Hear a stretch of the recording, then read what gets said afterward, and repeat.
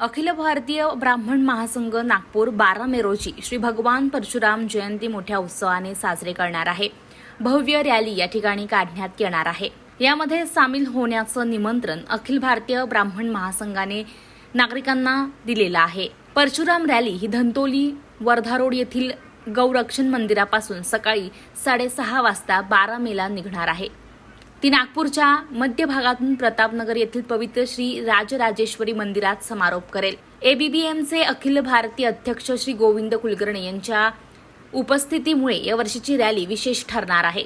शेकडो समर्पित सायकल स्वार, बाईक आणि कार यांच्या नेतृत्वात आणि नारी शक्तीच्या सशक्त उपस्थितीसह ही रॅली निघणार आहे। आपल्या समुदायाची एकता आणि सांस्कृतिक उत्साह दाखवण्याचा या रॅलीचा उद्देश आहे। पराग जोशी समन्वयक आणि 200हून अधिक स्वयंसेवक कार्यक्रमाचे सुरळीत व्यवस्थापन सुनिश्चित करतील। रॅलीचा मार्ग नागपुरातले लोकमत स्क्वेअर, काचीपुरा, अलंकार टॉकीज, ट्रॅफिक पार्क आणि इतर अनेक प्रतिष्ठित स्थळांमधून नेण्यात येणार आहे, ज्यामुळे नागरिकांना उत्सवात सामील होण्याची आणि त्यांचे हार्दिक स्वागत करण्याची संधी मिळेल।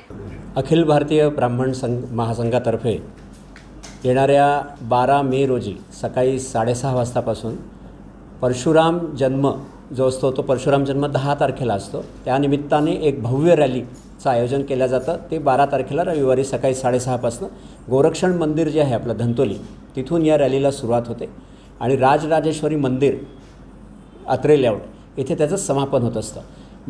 या विविध मार्गामधनं जसं आपण म्हटलं तर पश्चिम नागपूर, दक्षिण पश्चिम नागपूर या भागातनं वेगळ्या वेगळ्या भागामधनं जाऊन या रॅलीचं समापन होत असतं।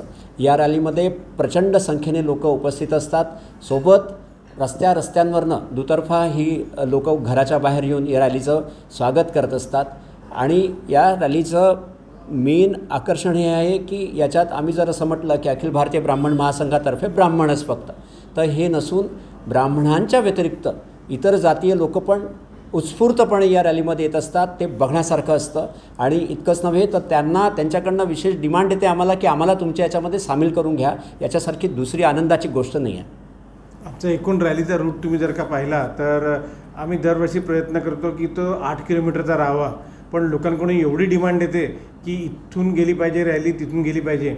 आम्ही करत तरीसुद्धा यावर्षीचा रूट आमचा जवळपास 10.5 किलोमीटरचा रूट आहे की ज्याच्यामध्ये रॅलीची सुरुवात शंखनादाच्या रथाने होईल आहे, त्याच्यामागे परशुरामांचा रथ राहील, त्याच्यानंतर सायकल स्वारांच्या पाठी नारी शक्ती आणि नारी शक्तीच्या नंतर 2 व्हीलर बाईक्स आणि त्याच्यानंतर कार्स आणि सर्वात शेवटी ॲम्ब्युलन्सची सोय केलेली असते।